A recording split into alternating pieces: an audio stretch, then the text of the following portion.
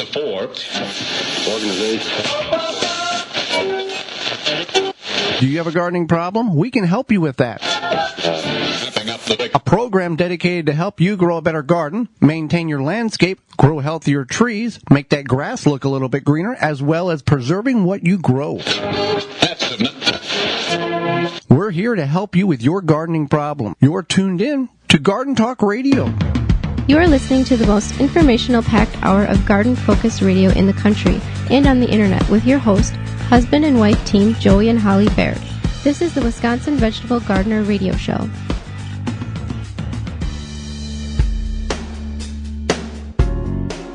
Welcome to the Wisconsin Vegetable Gardener Radio Show. The Wisconsin Vegetable Gardener Radio Show is presented to you by Power Planter Earth Augers, the official digging tool. To find the right size for your digging projects, visit powerplanter.com. Thank you for taking time out of your day to join us on the program. Whether you're joining us through your radio, our show is being broadcasted on one of the 16 stations across the United States here in 2020, through a radio app, the website, our website, the Wisconsin Vegetable Gardener.com, under the Season 4 radio tab, or in-studio video replay or podcast replay. We thank you for taking time and being part of the program. I am your host, Joey Baird. Besides me is my wife, co-host, best friend, and gardening partner, Holly Baird. This program is for you, to help your garden grow better, to maintain your landscape, to grow healthier trees, indoors and out, however you're growing, as well as preserving what you grow. You can get a hold of us by emailing us anytime at gardentalkradio@gmail.com. That's gardentalkradio@gmail.com. You can also give us a call 24/7, 365, whenever you've got a question.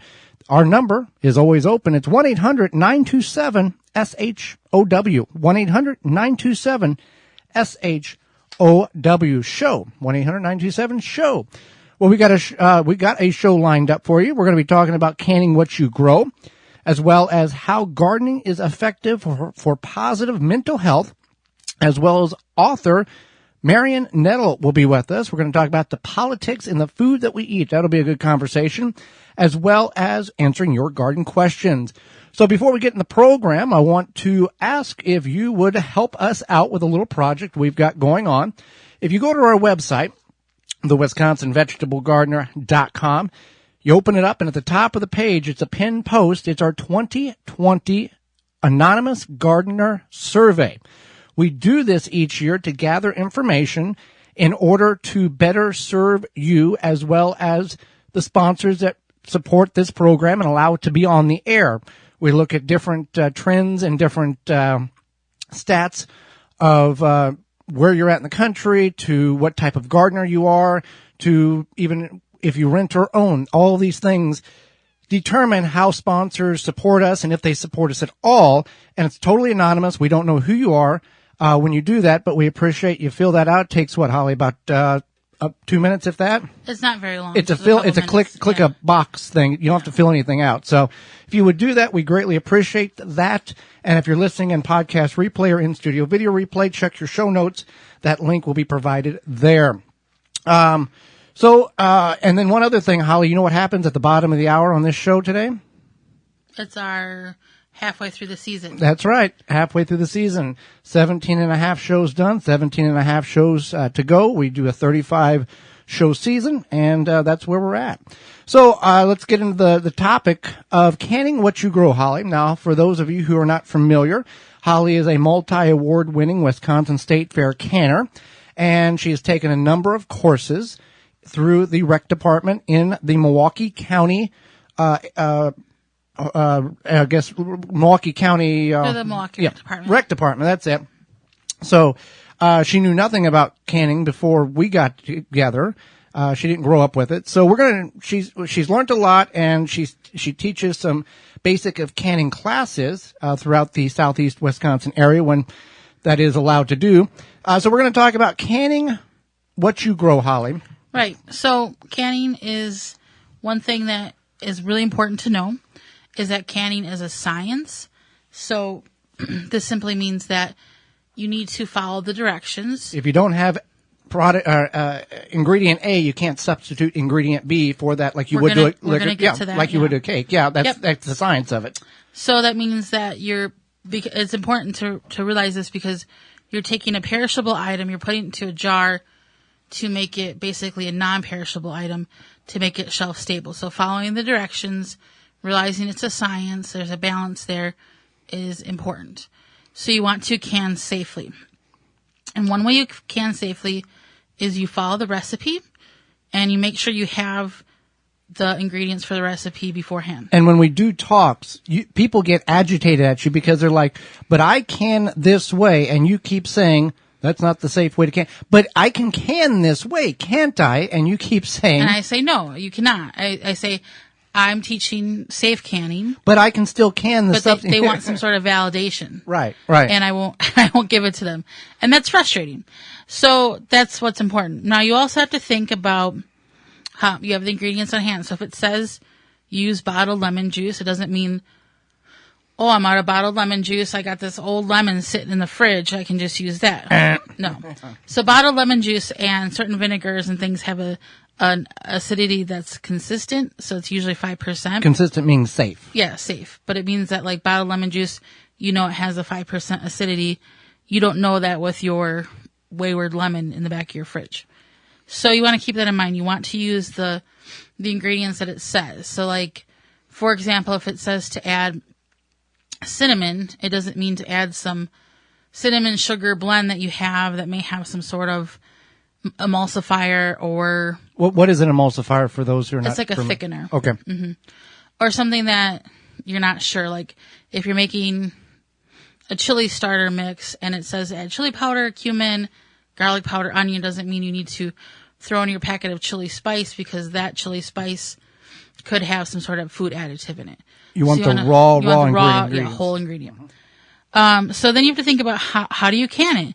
Is this a hot water bath? Is this a pressure canning? How do I can it? Maybe I don't have what I need. Maybe I just need to freeze it instead. You want to think about that. Well, also, there's things in which we have canned, example being bush beans. We used to do it by the water bath method. That was when I was growing up. Now they have changed that it's not safe to do in the water bath. You have to pressure can it. We've tried that. We didn't like the texture or the flavor of them, so we strictly blanch and freeze those green beans. We don't can green beans. No, and that's our preference. Right. We prefer them to be more crispy. Snappy. Yeah. So you want to keep that in mind. How do I can this? Water bath canning or pressure canning? So water bath canning is for high acid fruits or vegetables or something like jams, marmalades, chutneys, or if you take those fruit and vegetables and you add the addition of acid or sugar. So for example, for carrots, okay? You can can pickled carrots, but you cannot in a hot water bath, but you cannot can carrots in a hot water bath. The carrots themselves would have to be canned in a pressure canner. Because of that liquid or that that ingredient that you're using either allows it to be pickled because of that vinegar or because it's a low acid, it can't be safely pressure can or safely like water the bath. Brine, yeah. Mm-hmm. Same thing. And that's a lot of, you can do a lot of different brines that it's safe in the water bath, but without that brine, it is simply unsafe to preserve unless you're pressure canning it at the proper duration of time. Right. Even something like peaches, pears, fruit, whatever, you're adding some sort of sugar, whether it be its own juice, a juice, or some sort of syrup. You don't have to can stuff in a heavy syrup. You can do a light syrup or juice.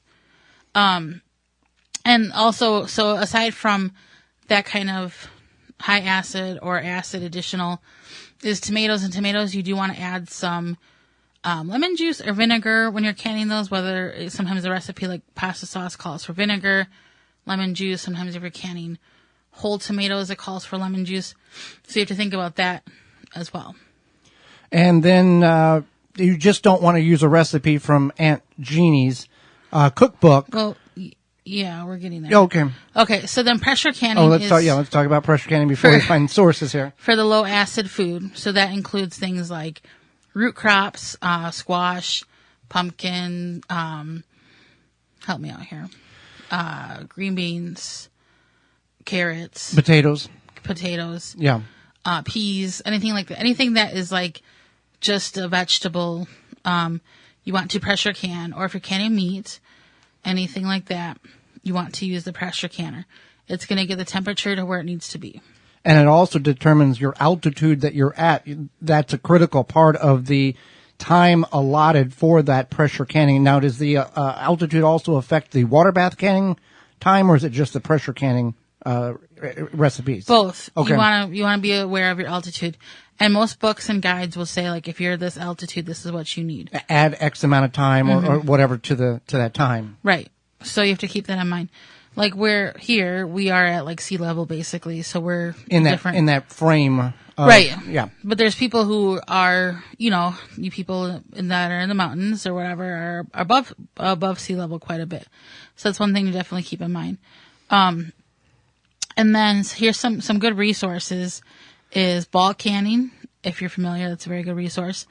Better Homes and Gardens, your University Extension, and the National Center for Home Food Preservation. You just do not, as I brought up earlier, you just do not want to find Aunt Jeannie's recipe book and go, oh, well, she did this in 1947. I'll just follow the same recipe.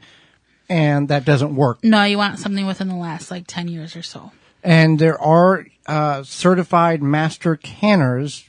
There's not a lot of them because they depend on the state, isn't it? How that works? Right. So there's certified master canners. I know in Wisconsin they only want so many per state or whatever region. But yeah, those people exist, and you can definitely reach out to them.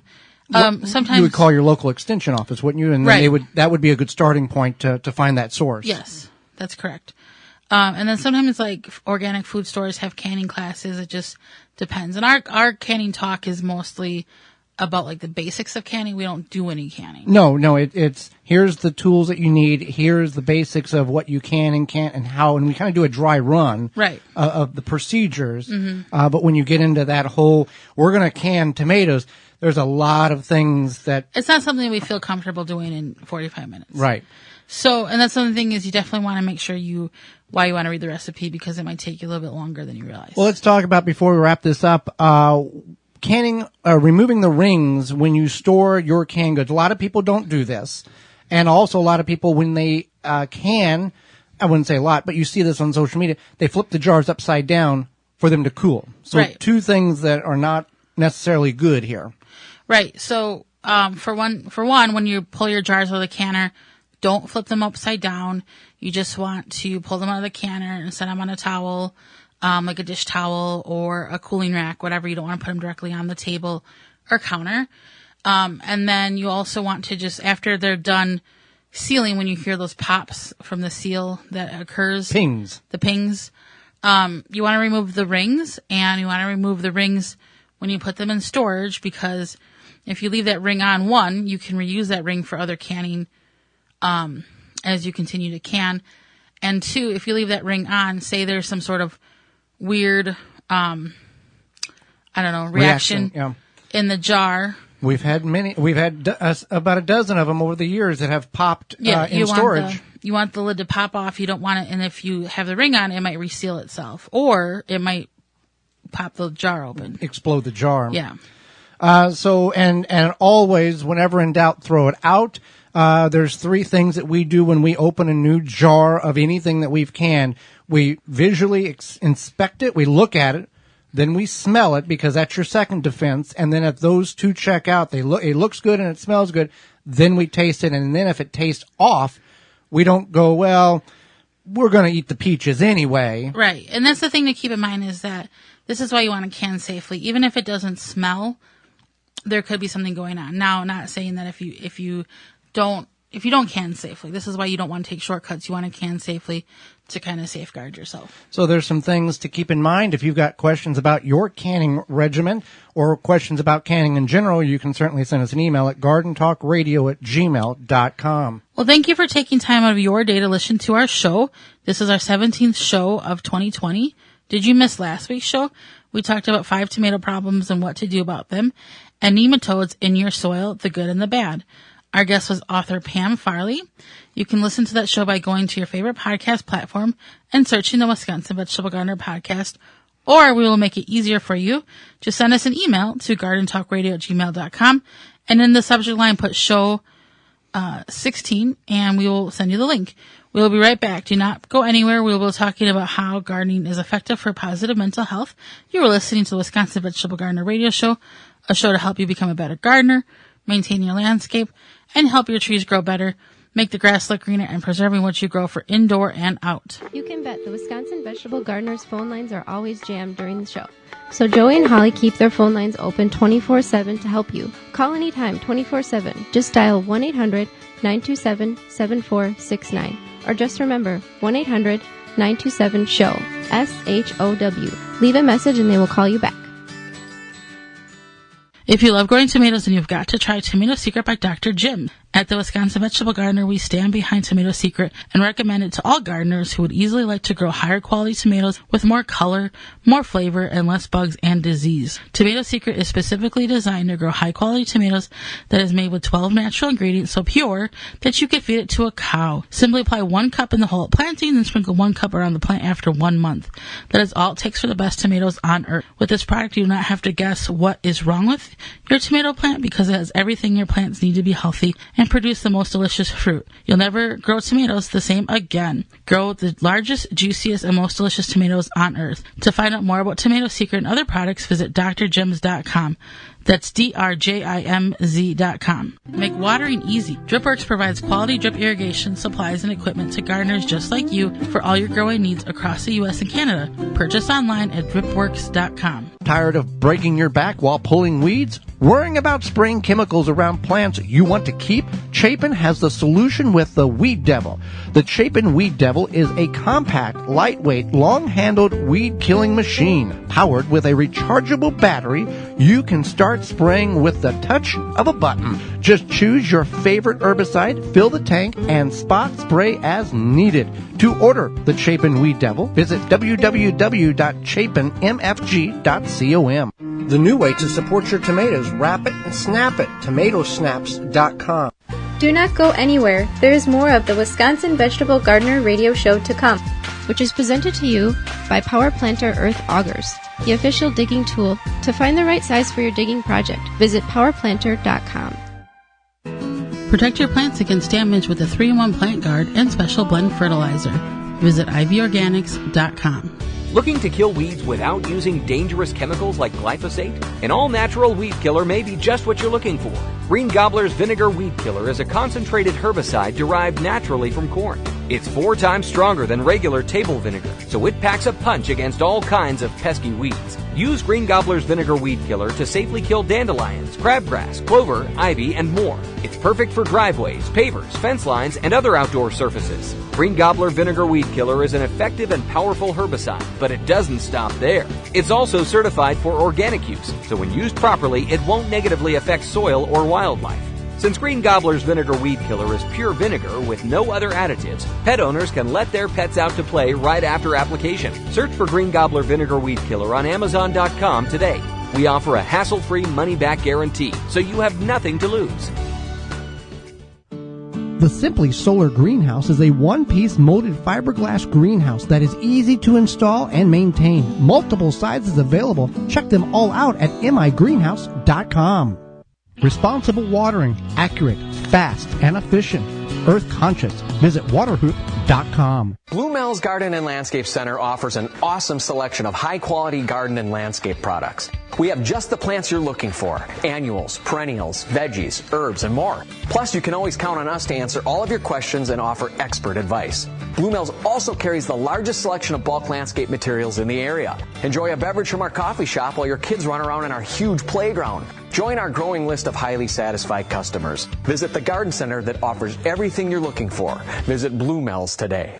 Blue Mel's, 4930 West Loomis Road, 414-282-4220. The Wisconsin Vegetable Gardener Radio Show is brought to you by the following: Power Planter Earth Augers, Ivy Organics, Root Maker, Pomona Universal Pectin, Chapin Manufacturing Incorporated, Pro Plugger, Tomato Snaps, World's Coolest Floating Rain Gauge.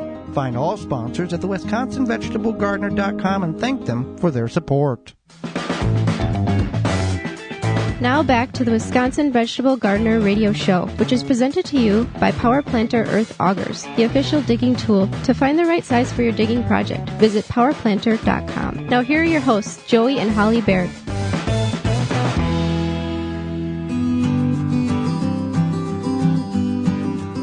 Being outdoors is effective and positive for our bodies. Courtesy of Central Texas Gardener, a PBS program, it's called the Farm Effect is what they provided us for you, and it's very interesting, some of the facts and figures in which is provided in this little thing that you're going to read, Holly. Most of you fans already know of the amazing healing energy that can be found with your hands in the dirt. Digging in the dirt is good for you and also for children as well. The microbes in the garden dirt can help boost your immune system and make you healthier and happier. Unfortunately, we have become a nation of germaphobes, using hand sanitizer and wipes and strong chemicals for disinfecting our homes. Right now, it's probably not a bad idea, but in general, in the past 20 years, there has been a dramatic increase in asthma and allergy rates. We see pharmacies popping up in every corner as a result. 1 in children has asthma and even more have allergies. How many? 1 in 12. Okay. 1 in 12 children. When we changed from an agrarian society in the late 20th century, allergies became more prevalent in the upper class in the U.S. and Britain. Farmers and their families were the least likely to suffer allergy issues. A recent study of an Amish community found that the U.S. found that they had the lowest rates of allergies in developed nations. The study found that these Amish families, including pregnant women and children, worked and played along farm animals and in barns where they were regularly exposed to a variety of microbes. Women are exposed to microbes while pregnant and have been found to have children with the lowest rates of allergies. The initial exposure causes the children have less reaction to pollen and dander, a sort of vaccination effect, which was named the farm effect. The problem is not that the pollen is out there, it's that we react to the pollen, and early exposure to allergen allows children's immune systems to adapt to their environment. A common soil mycobacterium was found to have a natural antidepressant effect on the brain, and it can actually have the same effect as the drug Prozac on the brain without all the side effects. Working in the soil can help stimulate serotonin production, which leads to feeling more relaxed and happy. When we harvest food, the brain produces more dopamine. There is an actual harvest high that is probably linked to our primitive brain when hunting and gathering successfully was crucial to survival. Having your hands in the soil can lower blood pressure and stress hormones to improve memory. Inflammatory skin conditions like psoriasis and gut conditions like Crohn's disease, even arthritis, can be improved by experiencing soil microbes. Gardeners get lots of vitamin D from being outside, and also increase the feel-good hormone, serotonin, and regulate melatonin levels, which leads to good sleep. Children who play outside regularly tend to be more adventurous, confident, and self-motivated, and use their imaginations more. So get the kids involved in gardening as early as possible. Provide them with a window box or container if you don't already have a garden space. You might notice that they will eat a wider variety of fruits and vegetables when they have the experience of growing and harvesting food. And let kids get dirty. Splash in puddles, make mud pies is not only fun for kids, it's actually good for them. And if you're feeling blue, a little garden green might be your best cure. Thank you to Central Texas Gardener for providing that script to us. So I just want to note that yes, it is good for your mental health, all of this, but these are strange times we're living in. So if you need some sort of professional mental help, definitely seek that out. How gardening is effective for positive mental health. That proves a lot of the factors in regards to being outside and getting dirty, and how your mood and your mental state can change for the better. So there's many reasons why. We're going to go over a few of them here. One, and this is probably my favorite one, is it helps you practice acceptance. So that means that there's a lot of us who have to control a lot in our lives, right? Like, okay, here's our planner. This is what we're doing. You know, we're doing this on Tuesday and this on Thursday and this on Saturday. And gardening is, you're working with nature. Does nature accept your planner, Joey? No, but sometimes you have to accept what nature provides you, and that's a failure of a crop. Right. So this provides you acceptance. You're like, well, I tried to grow these peas and they didn't work out, so I'm just going to go ahead and accept that, and we'll try again in the fall. What else are you going to do? What else are you going to do? So, and that also leads us to moving beyond perfectionism. Gardening teaches a lot of people to slow down, take things as they go.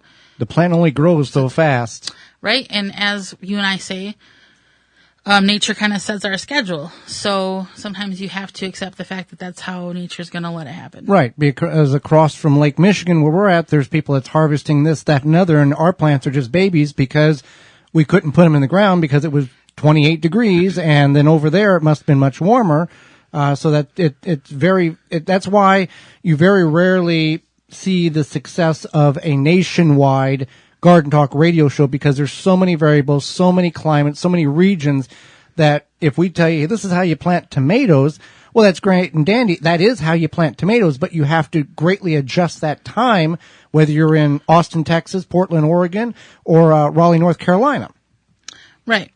So that's important to think about. So developing a growth mindset, like literally, is another benefit to growing a garden. It helps you look towards the future. It helps you embrace your mistakes. You make a mistake in the garden, you learn from that mistake, you move on. And that's kind of a growth mindset thing. You want to learn from your mistakes and you kind of move on. Yeah, keep a notepad, take pictures, quit doing what hasn't been working for you and try something different. Connecting with others. This is a little different right now during the situation here in 2020. But because of the technology we have available to us, the meetings online, social media platforms, we can connect with people that our grandparents never had the opportunity to connect. We've got friends that we can talk to in Australia, in Europe. We can send an email, and within a matter of minutes, they can email us back when it would take months. The old time, even if and then you need an address, and if you don't have an address, you just find it.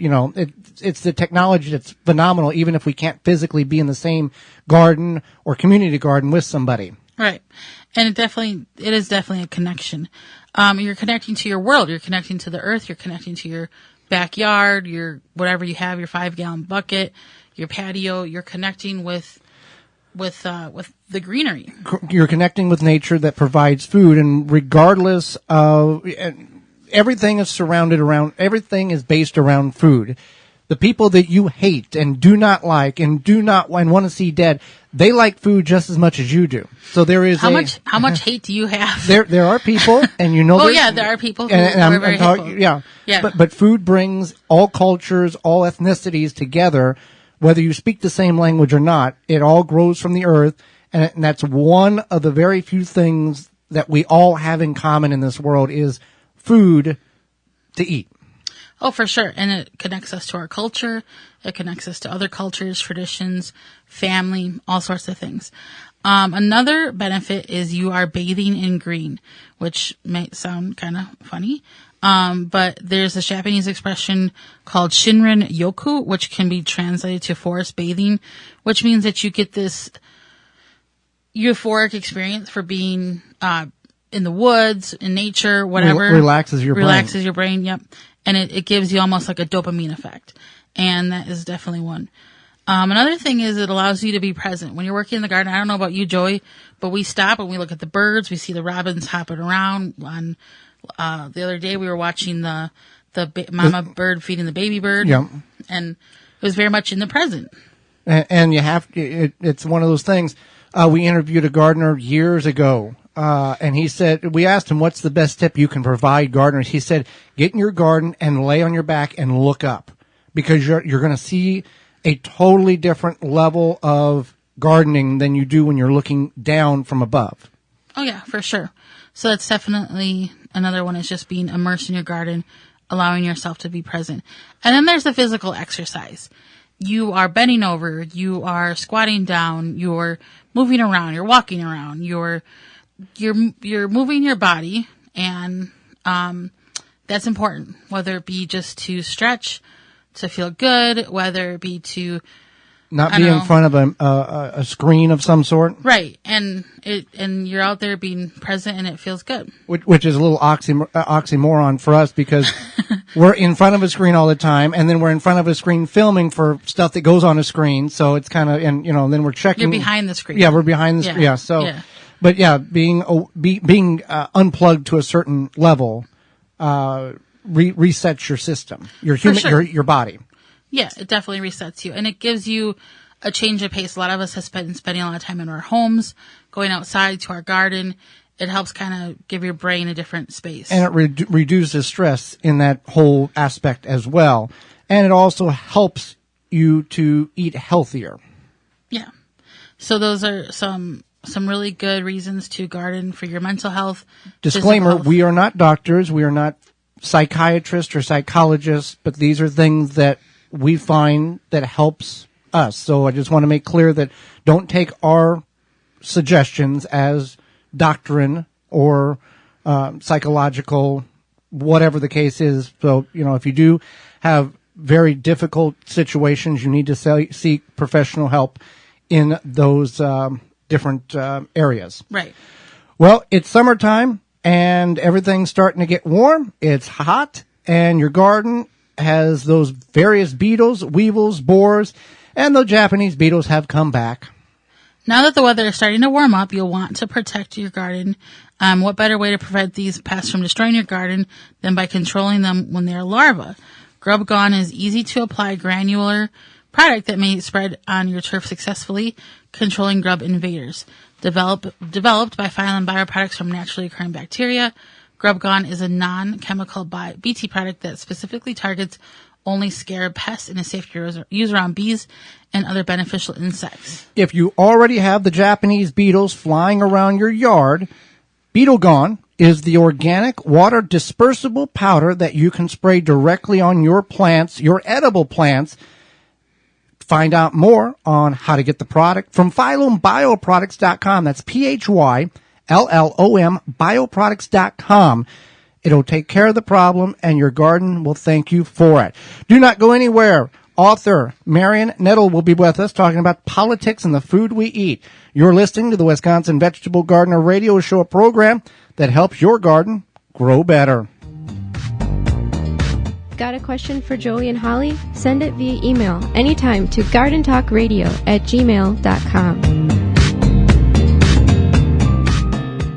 Planting conditions are always favorable with the Power Planter Earth Auger. No matter what the job is, Power Planter has the right size for you. Simply attach to a drill and let the Power Planter do the work for you, creating holes fast and efficiently with ease. Find the size that fits your project at powerplanter.com. Tree Ripe Citrus Company has top quality produce that comes right to your neighborhood with the freshest peaches and blueberries you'll find. To find locations, go to tree-ripe.com. Do not settle for the rest when you can have the best peaches and blueberries with Tree Ripe Citrus Company. Go to tree-ripe.com. Seed Savers Exchange has been saving, preserving, and sharing heirloom seeds since 1975, and today continues to provide those seeds to gardeners just like you. With 600-plus varieties offered in this year's catalog and 18,000 listings on their exchange, their gardener-to-gardener seed swap, Seed Savers Exchange is keeping cherished seed varieties alive. Visit seedsavers.org to request a free catalog or to purchase seeds online for this year's growing season. That's seedsavers.org. Do not go anywhere. There is more of the Wisconsin Vegetable Gardener Radio Show to come, which is presented to you by Power Planter Earth Augers, the official digging tool. To find the right size for your digging project, visit powerplanter.com. Brought to you by Blue Ribbon Organics, providing locally made organic compost and soil blends for gardens, farms, landscaping, and more. Visit BlueRibbonOrganics.com or call 262-497-8539 to find their products nearest you. Dig planting holes from a comfortable standing position.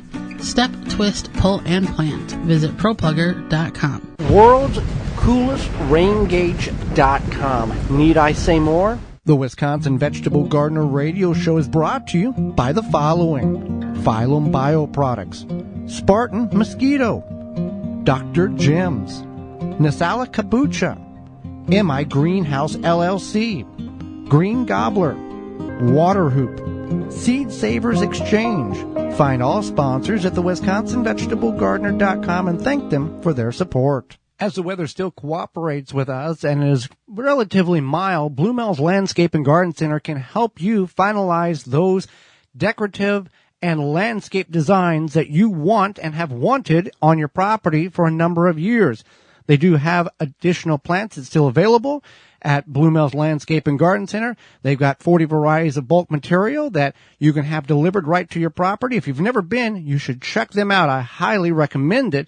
You can find Blue Mills at 4930 West Loomis Road, just out off of Layton in Greenfield. You can give them a call at 414-282-4220, or you can visit them online at bluemills.com.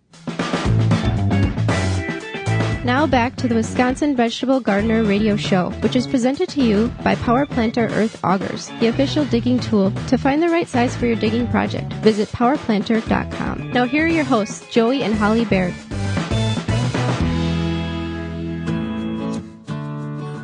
Welcome back to the Wisconsin Vegetable Gardener Radio Show. Holly, let's go to the hotline and bring in our guest for this week. Marion Nestle is a retired professor of nutrition, food studies, and public health. She is also an author, columnist, and from 1986 to 88, she was a senior nutrition policy advisor in the Department of Health and Human Services and editor of the 1988 Surgeon General's Report on Nutrition and Health. Her website is foodpolitics.com. Welcome to the program, Marion. Oh, glad to be here. Well, we are very excited. We've kind of shared it with some of our friends that you were going to be on the show, and they're like, we have to hear this interview. So we're very excited to have you on. So what exactly is food politics? Oh, I get asked that all the time. Everything about food is political. It's more than $1 trillion a year in sales in the United States, and there's advice about what to eat and what not to eat, and arguments about how food is produced. The COVID-19 pandemic has pointed up problems in the food system where workers in meatpacking plants are getting sick, but the owners of the meatpacking plants want them to work anyway. That's politics. That's definitely very interesting. Now, speaking of COVID-19, people are now getting to growing their own food. What is the virus doing to the American food habits and just in general? How is this kind of a turning point or making a difference? Well, it depends on who you are. As with everything else in America, people are very, very different, and the virus is having a different effect on people depending on where they live and how much money they have and whether they have a job that is still going on. If you're newly unemployed on unemployment benefits, on food stamps, then you're having a big problem taking care of your food needs. If you're retired as I am and you're in a safe place, you're growing your own food and having a wonderful time with it. And as you said earlier, it all depends on where you're at, because if we look back, and there's even some tribes now, their biggest goal in life is to wake up, kill something, bring back, feed the tribe, and everybody's happy. We look at food in a very different way based on the culture that we're in, and sometimes that's good and sometimes that's bad. But yeah, if you're the one, it's all about, are you making the money or are you spending the money to, that type of thing when it comes to the food? Well, like everything else, it depends on what your particular cultural experience is with food. And these days, how much money you have and whether you have an income is critically important. There are 40 million people on unemployment insurance. There's 65 million people who are on, 37 million people who are on, we're getting SNAP benefits, with huge waiting lists for all of these things, waiting lists at food banks, for, long lines at food banks for people to get food. I mean, this is a very complicated time right now, with people having very, very different experiences. That's definitely very true. Now, you've written a few books, and your most recent book is Unsavory Truth, How Food Companies Skew the Science of What We Eat. What was your inspiration about writing this book, and what would you say that is something notable that readers would get from it? Well, the book is about how food companies pay for research that gives them results that they could use in advertising. And what we know about industry-sponsored research, we know from the drug industry or from the tobacco industry, that the people who do the research don't really realize that they're being influenced by the money. That occurs at some kind of unconscious levels, and they don't really understand or feel that they're skewing their results in any way. But the observation is over and over again that industry-sponsored research almost invariably comes out with results that favor the sponsor's interest. So if you know that a food company has paid for research, you could pretty well predict what the results of the research study will be. And I got interested in that actually quite a long time ago, but my previous book was Soda Politics. And I wrote about how the soda industry, Coca-Cola in particular, was funding research in its own interest to demonstrate that Coca-Cola had nothing to do with obesity, that any research that showed that sugar-sweetened beverages have anything to do with obesity was so badly flawed you didn't have to pay attention to it, and so forth. But it wasn't just soda companies that were doing that. Lots of companies were doing that. I started collecting examples on my website and finally figured out that there was a book in that. Well, that's definitely, that's another thing is that I don't think people realize how a lot of these studies are skewed because of who's funding them. And even to this day, like different polls that go out and, they're specific, like we've asked this many people, but they don't say we've asked this many people of this income in this neighborhood versus some sort of broader range. So that's very interesting. So most people have heard about the 2,000 calories a day standard that we all are supposed to follow. Where did the ideal for this come from? Where was the foundation that somebody said, hey, this seems like a good number, let's go with that? Well, the 2,000 calorie a day standard is a ballpark figure that nobody should take very literally. It was based on actual studies that looked at how many calories people were consuming, but they were based on studies that people were reporting as consumed, and those tend to underestimate actual consumption. But even when the studies are done more carefully, they show that it's really only a few hundred calories off. Men probably consume on average about 2,500 a day, and women somewhere around 22. But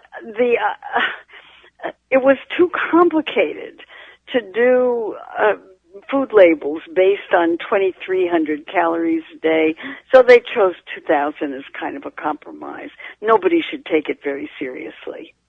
That's very interesting. Now there's a lot of conflicting information on vitamin D, whether you should take it through some sort of supplement, whether it's best to get it through the sun, do you get it through dairy? How would you say is the best way for people to get the vitamin D and have the best absorption of it for use for their bodies? Well, first of all, vitamin D is not a vitamin, it's a hormone. And it's a hormone that is synthesized in a series of steps from sunlight on skin. So by far, without question, the best way to get it is to get out in the sun. And, let the sun shine on you for a while, and your vitamin D will be taken care of unless you live in a place where there isn't any sun, or you have very, very dark skin, or you don't go outside very much. But really, sunshine is the best way to do this. Otherwise, it's put into dairy foods and added to other kinds of foods. But it's not really something that we eat. It's something that we get from sunlight. I think of it as hormone replacement therapy, and I'm not really in favor of supplements. But I live in a place where there's sunshine in the summer at least. Well, Marion, we greatly appreciate the time you've provided for us. Not only Holly and myself, we've learned a lot as well as our listeners from across the country. How can people find out more about you? How can they get a hold of these books that you've been mentioning? Well, everything in my life is on foodpolitics.com, where I file posts almost every day, and there's information about my books and my speaking and everything else I do. And anything you want to know, it's all there. Well, it's been a great opportunity to speak with you, and we appreciate your time and informing us of things that many of us may not have been fully aware was going on behind the scenes. Great. Happy to talk to you. Thank you very much. When we come back, it's all going to be about your garden questions and our garden answers. You're listening to the Wisconsin Vegetable Gardener Radio Show, a program to help your garden grow better, indoors and out. Got a question for Joey and Holly? Send it via email anytime to gardentalkradio@gmail.com. The number one key to healthy, productive plants are the roots. Starting from seed to full-grown plants, rootmaker.com has the answer. From seed starting trays with an innovative design that air prunes the roots, creating a fabulous root system, never again will you have root-bound plants.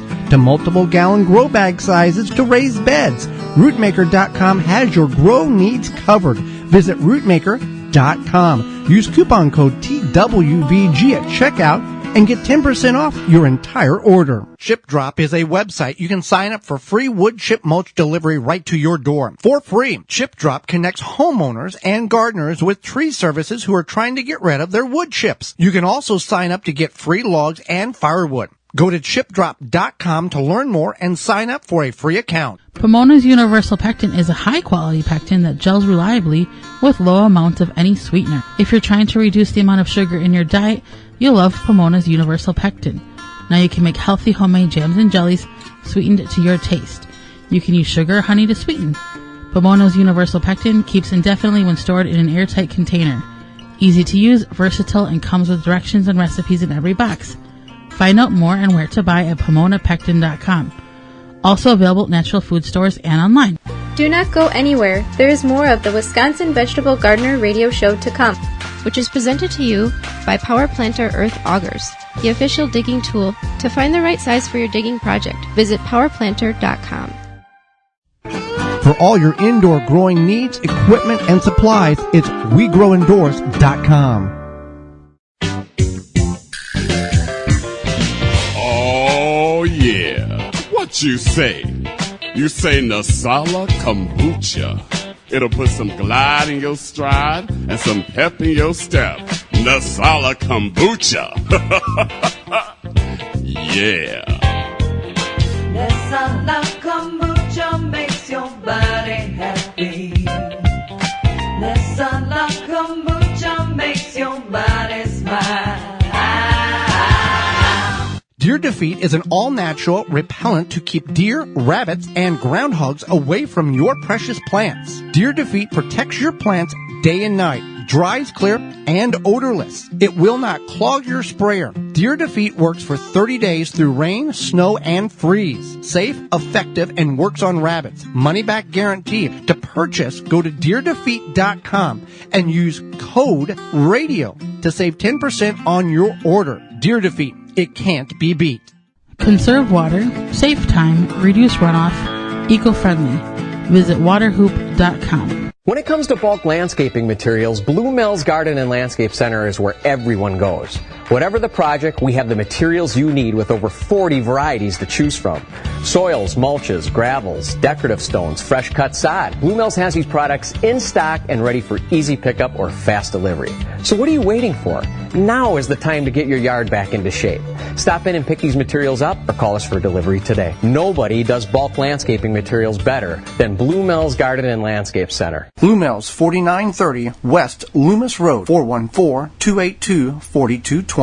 The Wisconsin Vegetable Gardener Radio Show is brought to you by the following: Neptune Harvest, Happy Leaf LED, Dripworks, We Grow Indoors, Deer Defeat, Harvest More, Blue Ribbon Organics, Blue Mills Landscape and Garden Center, Chip Drop. Find all sponsors at the WisconsinVegetableGardener.com and thank them for their support.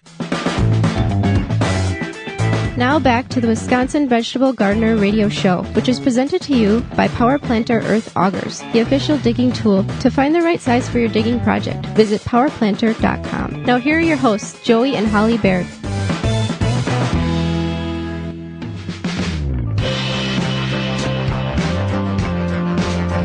Welcome back to the Wisconsin Vegetable Gardener Radio Show. Thank you for being part of the program today. We're going to go over we're going to answer some of your garden questions. If you've got a garden question, you can certainly submit it a couple of ways. One being through email. You can send it to us at gardentalkradio@gmail.com. You can also give us a call anytime, day or night, at 1-800-927-SHOW. That's 1-800-927-SHOW. Leave a message. We'll call you back if we can't get to you during the program with the answer to your question. Holly, we had a number of questions submitted this week, and let's go with the first one we have on the list. Okay, so first off, they want to say thanks for the awesome show and the information we provide. We try. I constantly reference your Facebook and YouTube page. The question is, I've been mulching with pine needles on my plants. I'm in Zone 5 in Appleton, Wisconsin. Last year we planted our garden over Memorial Day weekend, and we didn't have any issues. Now this year I planted my garden same time and used the pine needles, but now I'm having some issues. The plants have gone from a nice green color to a yellow green color, and some have just died off. I did also add some fresh manure, and I'm wondering, is it the pine needle mulch? Is it the manure? What is it? The pine needles would not be the problem here, and it would be the fresh manure. Based on the type of manure in which you have gotten, they had fresh cow manure. Yeah, cow manure. That's going to have a tremendous level of high nitrogen, which will burn the plants. You get it from the cow lot, you mix it in your garden, you do not let it go through a compostable stage or aging process. Your plants will die. They will get yellow. It burns the plants. It's too much nitrogen. It kills the plants. So now, you're at that stage. What do you do to fix the problem? Well, there's a couple of things in which you can do to remediate the soil. One is till the soil under, mix the soil up, water the soil to try to flush some of that manure and the components of that manure deeper into the soil. But it will take some time. It's not going to be, okay, I tilled and I watered and it rained for 2 days and now let's try to replant again. It's going to take about 4 or 5 months in order for it to naturally break down in the soil to get to that stage where you can plant a plant and it's not going to be fried because of that high level of nitrogen. There are some animal manures that you can mix directly into the garden that does not have that heat level or that high nitrogen level, and it's safe. So based on where you're at and the type of, whether you got rabbits or goats or cows or pigs or whatever, figure out what you have, and if you can mix it directly in, or if you have to age it for it to break down into a compostable form for it to be safe for your garden.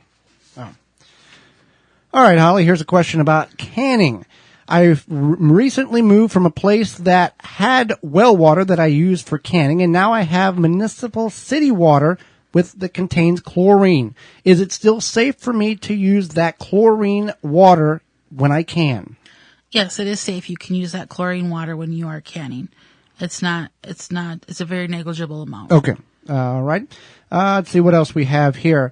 Any advice on how many days I should wait before resowing cucumbers that have not popped up yet? If your soil temperature is about 65 degrees Fahrenheit, then a week is enough time, and then you'll know if they're going to pop up. I think we had ours pop up in about 3 days, and we did a partial video on this particular topic of there are seeds that, it's XYZ type of cucumber. You plant them all, and like 30% come up one day and 40% come up, and some of them are slow to germinate, even though they're all from the same batch and the same seed packet. So just because they haven't all popped up, give that extra time. And then if they do come up and you've planted more, then you've got extra cucumbers or extra beans or whatever the case is. So it works out very well for you. Tanya has a question here. I think that's Tanya, but I was wondering if you have done a show on Indian garlic. I'm so confused. I have been told it's called Indian garlic. It smells like garlic. Sometimes the stalks are stiff and in time create like a starburst seed on the tips. They look like onions. I'm not really sure what's going on. Do you know anything about Indian garlic? Okay. What the description it sounds like is it's a garlic chive. It has the same characteristics as a garlic chive. It grows like a grass.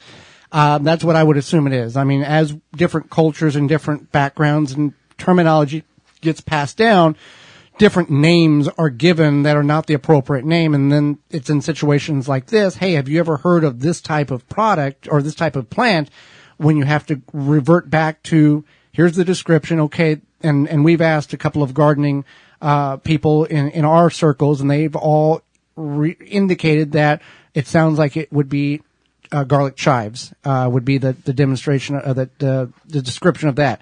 Now, if you have a name of a plant that you can't find any information on, you can always send us a picture along with the question to gardentalkradio@gmail.com, and we can help you figure out what that is. Here's a lemon tree question, Holly. I have a lemon tree. It's 5 years old and has produced fruit 2 times now, but the flowers appear and they fall off without any fruit. What can I do? What should I do? Any advice? Please help. It sounds like the lemon tree is not doing well. I think there's a couple of factors when flowers fall off of a fruit tree, of like a lemon tree. Could be cold temperatures. It could be immature, which now the tree's 5 years old. Typically it's between 3 and 5 years old is when that fruit begins to develop. And it could be a cold temperatures, lack of sun, flooding, too much water, or poor pollination. We had a dwarf lime tree in our kitchen, and we didn't have anything to pollinate it with, no insects. So we would take, as the flowers emerge, we would take a Q-tip and touch flower to flower to flower, and that's how we were able to pollinate and we did produce prolifically, until it got scale and died, or we got scale and we removed it because we just couldn't fight the scale. But those are some key things. If you have a fruit tree, it's too cold, it's too wet, or there's no pollination, in regards to that. Okay, next question here. I live in the Michigan Thumb area. Lexington. Yes. My grass is over. My septic field is brown and sparse. Can I add peat moss and seed this area, or add organic matter for soil retention? Any ideas welcome. Well, when it comes to growing over your septic tank, whether it's grass or edibles, there are some codes, I believe, based on your municipality, where you live. There's different codes in the restrictions of what you can and can't do around those type of items. So in a general sense here, and we can't give a legal advice or advise but generally, if plants are dying above the septic system, and the type of septic system, there's a lot of variables. It's a good thing because it's doing what it's supposed to do in the septic system world. We're not septicologists or anything like that. But I can only reference what occurred on the farm where I grew up. We had a septic system, and it was a tank that was buried about 2.5 foot below soil grade, and we had normal soil on top, and it was vented or it drained 150 yards away from the house, and we had a garden on top. We had berry plants on top of that septic system, and when we did have to access it, we had to dig a pretty deep hole in order to get to the lid to do what we needed to do inside of it.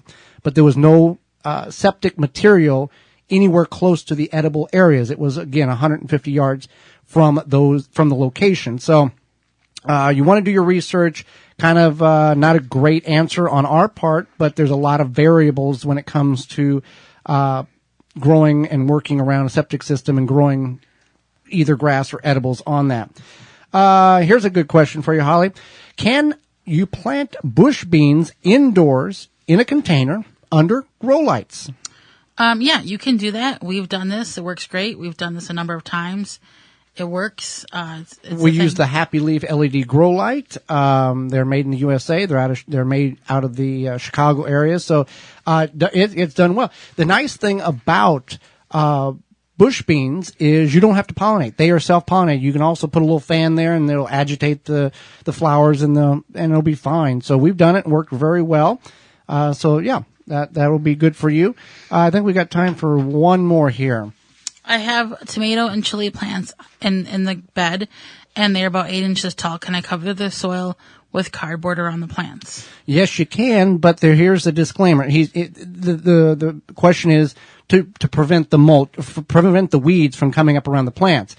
If you have a irrigation system laying on top of the soil, like from Dripworks, you can put that cardboard on top and snuggle it around the plants very tightly. If you don't have an irrigation and you need the water from the rain and you watering, you want to leave about an 8 to 12 inch circumference around each plant so enough water can get into and around the base of the plant to hydrate the plant properly. Otherwise, you're going to pretty much choke it off from the moisture, whether you're giving it or the rain. So it will work. Some people are concerned about the toxicity of the glue that's in the cardboard manufacturing process. That's at your discretion. We've used it as mulch. It's worked very well for us. We've even taken thin cardboard and shredded it up and used it as mulch. But he's talking about using the full sheets of cardboard and cutting around the plants and using that as a weed barrier. Well, we are out of time, and we appreciate yours. We do appreciate yours. If it was not for you, we would not be able to do this. Miss any portion of this show or want to revisit it, you can certainly do that by going to our website, thewisconsinvegetablegardener.com, and clicking on the Season 4 radio tab at the top of the page. You can catch up on all past shows of Season 4 as well there. Or you can send us an email at gardentalkradio@gmail.com, and we will send you the link to this show. Tell your garden friends that this program is on the radio, because that is how this program gets heard and gets the message spread, as word of mouth and by gardener to gardener. Join us next week on the program when we'll be talking about dealing with powdery mildew, a problem that we're going to see, if not already being sawed, in our gardens, as well as getting the garden ready for fall, planting a fall crop, what we need to do now in order to have a harvest before our first frost. As well as our guest is Erin Sheinin. She is the founder of the ImpatientGardener.com, and will answer your garden questions. So until next week, for Holly Baird, I'm Joy Baird, and we will see you in the garden.